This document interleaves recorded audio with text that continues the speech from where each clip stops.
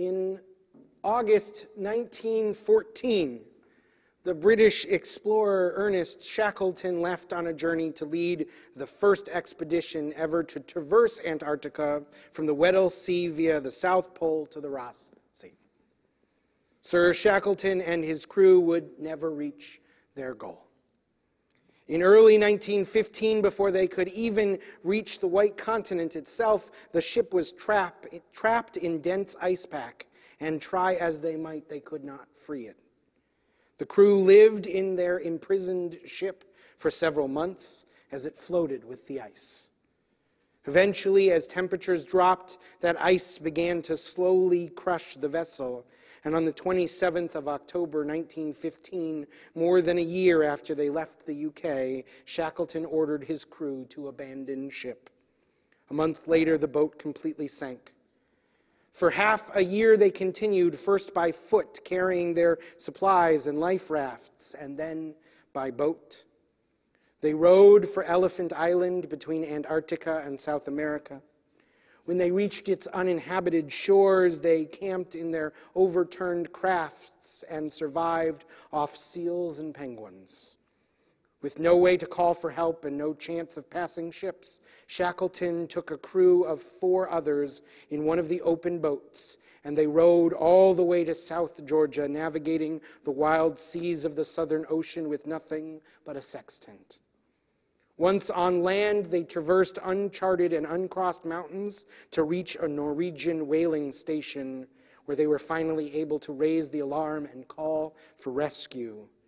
It took 4 attempts to get across the ice and reach the beleaguered explorers, but finally, on August 30th, 1916, more than 2 years after they had set out, they were rescued.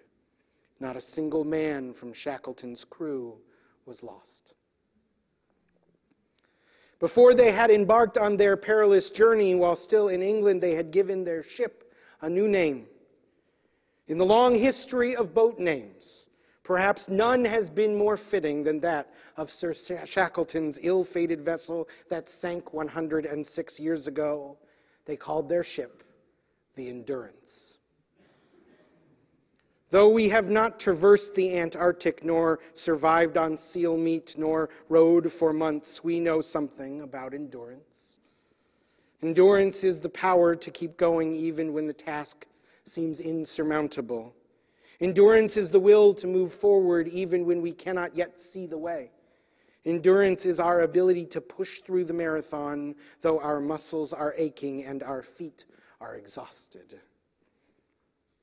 Over the past 2 years, this pandemic has been a test of so many of our qualities, but principal among them has been our endurance. The challenges we have faced could not have been more different than those faced by Shackleton and his crew, but both required near superhuman reserves of endurance. There have been moments where our stores of this vital supply have been depleted, and we have had to wonder, as I imagine Sir Shackleton wondered at various points during his 2-year journey, where does endurance come from, and how can we replenish it when it is low? Moses was also someone who knew something about leading an expedition that required endurance. He too had led his people on a perilous journey that took far longer than they had planned, not just 2 years, but 40. They did not have to contend with ice, but there were elements in their wilderness that were no less forgiving. And like Sir Shackleton, Moses led his people through repeated trials and tribulations to the safety of their homeland. What skill might these 2 men have had that gave them the endurance they needed to lead their people home? Our Parsha gives us a hint. This Shabbat we begin the 3rd book of the Torah. We open with the word Vayikra, which gives both the Parsha and the book its name. And it is written in a peculiar way. In a handwritten Torah scroll, the scribe always draws the aleph at the end of the word Vayikra, smaller than the other letters. Commentators throughout the ages have speculated on the meaning of this single diminutive letter. Scribal error, being a plausible explanation, is one that is both theologically uninspiring and no fun at all. Here is the theory offered by Reb Simcha Bunim of Pesiska. Even though Moses attained great heights, he never became impressed with himself because of it. He regarded himself with an exceedingly humble spirit. Even when God was speaking directly to him, Moses maintained an image of himself that was more like the little Aleph.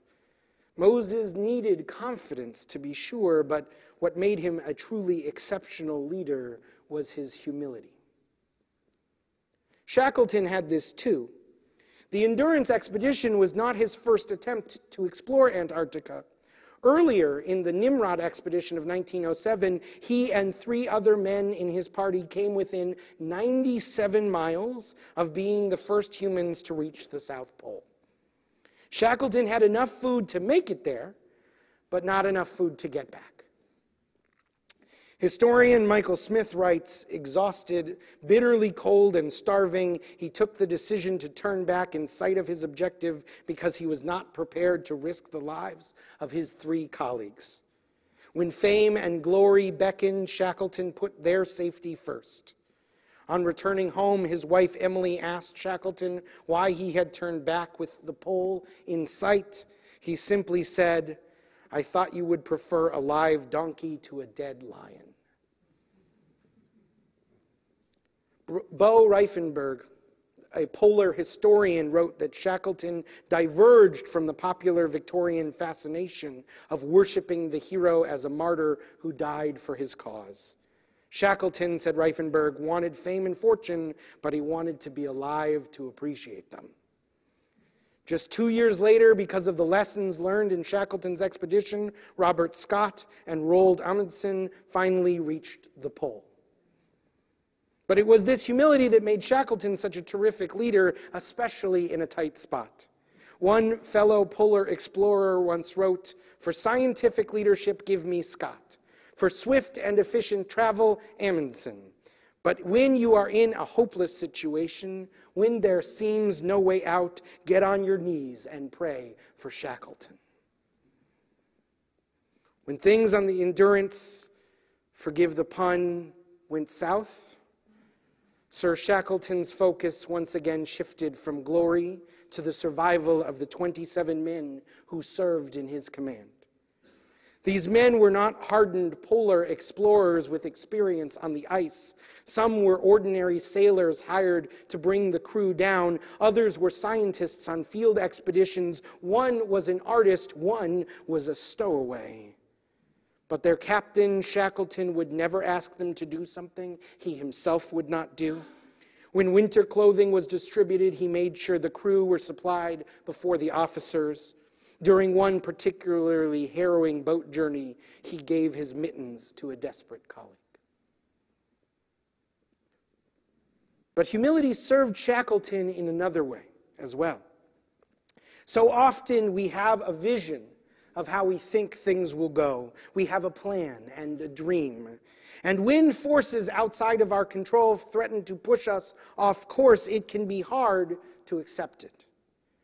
Whether he was 97 miles from the South Pole with dwindling food or living on a boat trapped on a float of ice, Shackleton knew when to pivot. It takes humility to accept that there are things we cannot control. It takes humility to let go of a dream. The serenity prayer that has been adopted by many in 12-step programs reads, "God, give me the serenity to accept the things I cannot change and the courage to change the things I cannot accept." I would argue that even more than serenity, this requires humility. The humility to say, I had a plan for my day, for my year, for my life, but the universe had other plans for me. This is not giving up or giving in. Rather, it is the key to moving forward.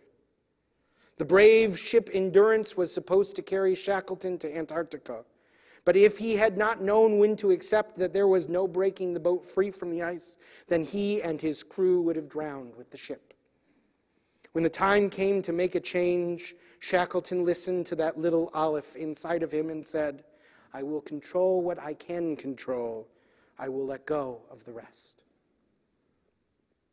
The pandemic has taught us the value of this kind of humility. That sense we had before all this began, that we were the masters of our own destiny, has been revealed as the myth it always was. Our lives can be blown off course by the winds of invisible germs and political will. We have adjusted so many plans, revised so many expectations, reshaped so many dreams. But endurance was found in our ability to control what we could control. Maybe there were fewer people than we had hoped for at our birthday party or wedding, but still we celebrated. Maybe our family vacationed in our living room, but we still spent quality time together.